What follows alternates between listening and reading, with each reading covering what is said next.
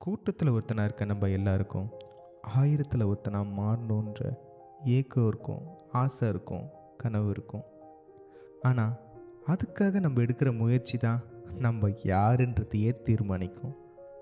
அப்படி நம்ம முயற்சி எடுத்து நம்ம கனவுக்கு பக்கத்தில் போய் அந்த கனவு நிறைவேறாமல் போச்சுன்னா ஒரு கவலை வரும் தெரியுமா? உடஞ்சி போயிடுவோம், என்னடா இதுன்னு கவலைப்படுவோம்.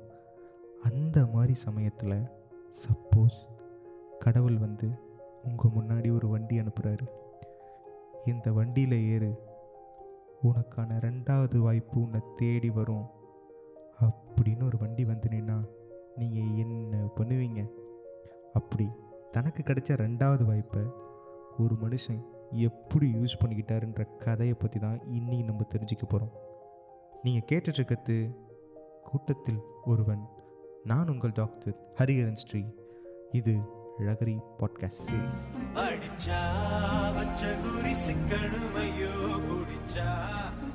கிரிக்கெட்டில் திறமை இருக்கிறது வேற, ஆனால் அந்த திறமைக்காக காத்து நிற்கிறது வேற இல்லையா?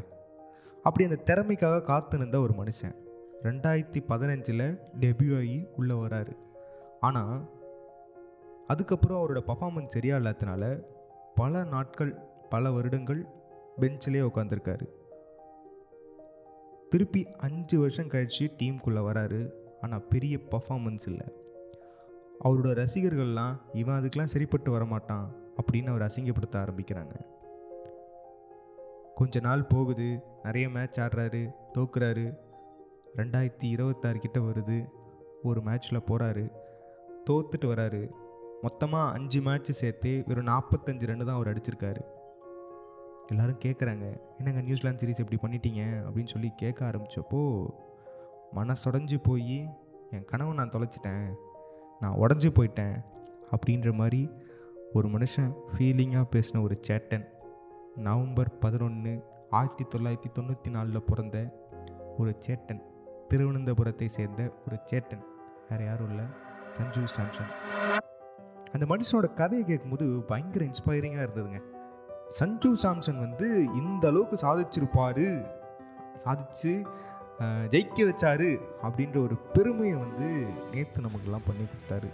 யோசிச்சு பாருங்க, அவ்வளோதான், அவன் முடிஞ்சிட்டான், இதுக்கப்புறம் அவனால் வரவே முடியாது அப்படின்னு சொல்லி ஃபஸ்ட்டு மேட்ச்சில் நியூசிலாண்டுக்கு எதிராக தோற்று போனப்போ எல்லாரும் கலாய்க்க ஆரம்பிச்சிட்டாங்க.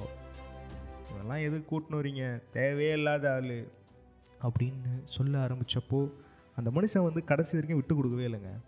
அடுத்து வந்த 3 match, quarter finals, semifinals, finals, 3த்துலேயும் மேன் ஆஃப் த மேட்ச் அளவுக்கு வந்து ஒரு வேறு லெவலான ஒரு பேட்டிங். குவார்ட்டர் ஃபைனல்ஸில் பார்த்தீங்கன்னா 97 ரன் அடித்தார், அதுவும் 50 பால்ஸ்க்கு. அதே மாதிரி உங்களுக்கு செமிஃபைனல்ஸில் 89 ரன்ஸ் அடித்தார், அதுவும் எத்தனை பாலில்? 42 பாலில். நேற்று ஃபைனல்ஸில் என்ன பண்ணார்? 89 ரன் அடித்தார் 46 பாலில். கிட்டத்தட்ட இந்த டோர்னமெண்ட் முழுக்க சஞ்சு சாம்சனோட 6 மட்டும் நீங்கள் எடுத்து பார்த்தீங்கன்னா தெரியும், ஒரு 24 6 கிட்ட மனுஷன் வந்து அடிச்சிருக்காரு.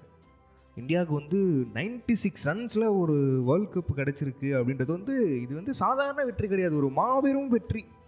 அப்போ இந்த வெற்றி வந்து அமையறதுக்கு அவர்கிட்ட நான் தெரிஞ்சுக்கின விஷயம் என்ன அப்படின்னு பார்த்தீங்கன்னா வந்து, நம்ம ஒரு விஷயத்து மேலே அக்கறை எடுத்து முயற்சி பண்ணுறோம் அப்படின்னா கண்டிப்பாக அதில் ஜெயிச்சிடலாம் அப்படின்ற ஒரு விஷயம் தான். இதை தான் வந்து வள்ளுவர் வந்து ஒரு அழகாக ஒரு இடத்துல சொல்லியிருப்பார் இல்லைங்களா, தெய்வத்தால் ஆகாதெனினும் முயற்சி தன் மெய்வருத்த கூலி தரும் அப்படின்றது. ஸோ இதை தான் வந்து நான் சஞ்சு சாம்சன் கிட்டேருந்து தெரிஞ்சுக்கிட்ட ஒரு விஷயம். தலைவன் வந்து எவ்வளோ தான் வந்து முயற்சி பண்ணியும் ஜெயிக்க முடியலன்னு நினச்சி ஒரு போராடிட்டே இருக்கும் பொழுது ஒரு மாபெரும் வெற்றிக்காக தான் அவரோட டைம் வர வரைக்கும் அந்த நேரம் வந்து காத்துன்னு இருந்தது. ஸோ அவரோட லைஃப்லேருந்து நம்ம வந்து தெரிஞ்சிக்கக்கூடிய விஷயம் என்ன அப்படின்னு பார்த்தீங்கன்னா வந்து, sometimes we fail because we are trying to be viral instead of being good. இதோட இது வைரல் ஆகணும், நான் பெரிய ஆள் ஆகிடணும் அப்படின்னு நம்ம நினைக்கிறோமே தவிர, நான் உண்மையாக கரெக்டாக பண்ணணும், நான் ரொம்ப நல்லாலாம் பண்ண தேவையில்ல, நல்லா பண்ணால் போதும் அப்படின்ற ஒரு எண்ணம் வந்து நமக்குள்ளே வரணுங்க. இது வந்து நான் சஞ்சு சாம்சன் கிட்டேருந்து தெரிஞ்சுக்கிட்ட ஒரு விஷயம். நான் பயங்கரமாக ஆடணும், வேறு லெவலில் பண்ணணும் அப்படின்னு சொல்லி எடுத்தோடனே தூக்கணுன்னா டக் அவுட் ஹிட் தான் வரும். நல்லா ஆடணும், டீமை காப்பாற்றணும், பொறுமையாக ஆடணும், என்னால் முடிஞ்சால் டீமை ஜெயிக்க வைக்கணும். இதுதான் மேட்ரு. ஸோ நம்ம ஒரு விஷயம் பண்ணணும்னு நினைக்கிறோம். நானும் அதை தான் சொல்கிறேன். நானுமே வந்து ஒரு விஷயம் பண்ணணும்னு நினைக்கிறேன். ஆனால் ரொம்ப நல்ல கண்டென்ட்டாக போடணும், ரொம்ப நல்ல கண்டென்ட்டாக போடணும் பொழுது அந்த கண்டென்ட் வந்து ரொம்ப நல்ல கண்டென்ட்டாக வரத்துக்கு கஷ்டப்படுது, திக்குது, முக்குது. அதனால் கண்டென்ட்டு போடணும், அவ்வளோதான். ஸோ இங்கே நல்ல மீன்கள் விற்கப்படும்ல, மீன்கள் விற்கப்படும், அவ்வளோதான். அதுக்கப்புறம் இந்த மீன் விற்கிறாங்களா இல்லையான்றதெல்லாம் பின்னாடி தான். இதுதான் நான் வந்து சஞ்சு சாம்சனோட ஒரு வெற்றியிலேருந்து தெரிஞ்சிக்கக்கூடிய ஒரு விஷயம். சப்போஸ் நீங்கள் ஒரு விஷயத்தில் வந்து ஸ்டக் ஆகி நிற்கிறீங்கன்னு வைங்களேன், இதுக்கப்புறம் எனக்கு என்ன பண்ணுறதுனே தெரில, இதை எப்படி பண்ணுறதுன்னு தெரியாமல் நான் அடுத்தடுத்து இது ஏதாவது ஒன்று வைரல் ஆகிற மாதிரியோ இல்லை நல்ல மற்றவனை பார்த்து ஓகே அவன் அது பண்ணுறான் அதை மாதிரி நம்ம பண்ணுவோம், இல்லை இவன் இப்படி தூக்கி அடிக்கிறான் இதை பார்த்து பண்ணுவோம் அப்படின்ற மாதிரி நம்ம வந்து ஒரு ஸ்ட்ராட்டஜிக்கலாக போகலாம் அப்படின்னு சொல்லி யோசிப்போம். ஆனால் ஒரு செகண்ட் நிதானமாக நின்று யோசிச்சோன்னா நம்ம மேலே தான் ஏதோ ஒரு தப்பு இருக்கும். எனக்கு ஒரு ஆடிஷன் ஒன்று போயிருந்தேங்க. அந்த ஆடிஷனில் நான் போய் பார்த்தப்போ என்கிட்ட சொன்னாங்க, நீ அது தப்பு பண்ணுற, இது தப்பு பண்ணுற, இது இதுவாக இருக்குது அப்படின்ற மாதிரிலாம் அவர் சொன்னப்போ எனக்கு வந்து ஆமாம் இவன் வேறு யாரோ ஒருத்தரை செலக்ட் பண்ணி வச்சுன்னா நான் கூப்பிட்றான் அப்படின்ற மாதிரி என் மனசில் ஒரு பயங்கர கோவம் வந்துச்சு. அப்புறம் பொறுமையாக உட்காந்து யோசித்து பார்த்தேன். உண்மையிலே பார்த்தா தப்பு என் மேலே தான். அவன் செலக்ட் பண்ணுற அளவுக்கு என்கிட்ட திறமை ஒன்றும் இல்லை. திறமை இருக்குன்னு நானே நினச்சின்னுக்கிறேன். ஆனால் என்கிட்ட ஒன்றும் திறமை ஒன்றும் இல்லை. ஆனால் அது அவ்வளோ பெரிய விஷயம் இல்லை நான் அதை கற்றுக்கிறதுக்கோ அதை வளர்த்துக்கிறதுக்கோ. ஸோ என் திறமையை நான் கரெக்ட் பண்ணிட்டேன்னா நாளைக்கு அவனே என்னை கூப்பிட்டு தம்பி வாப்பா வந்து சேருப்பா அப்படின்னு அவனே சொல்லுவான்.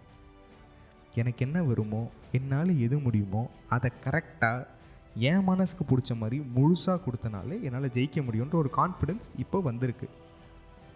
ரீசெண்டாக பிஆர் ஒரு விஷயம் சொல்லியிருந்தார், நம்ம ஒரு விஷயத்துக்கும் தயக்கப்படுறதுனாலையோ கூச்சப்படுறதுனாலையோ அந்த விஷயம் நடக்காமல் தான் போகும்.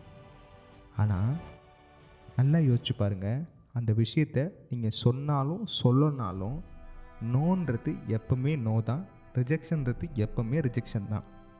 சப்போஸ் நீங்கள் அதுக்காக ஒரு முயற்சி எடுக்கிறீங்கல்ல, கூச்சப்படாமல் அந்த விஷயத்தில் இறங்குறீங்கல்ல, அதனால் அந்த விஷயம் ஓகேவாயிடுச்சுன்னா, நீங்கள் செலக்ட் ஆகிட்டீங்கன்னா ஒரு வாய்ப்பு இருக்குல்ல.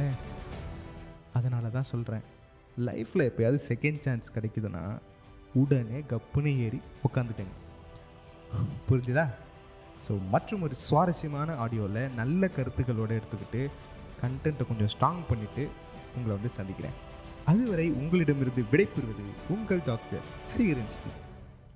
அப்புறம் வரட்டா?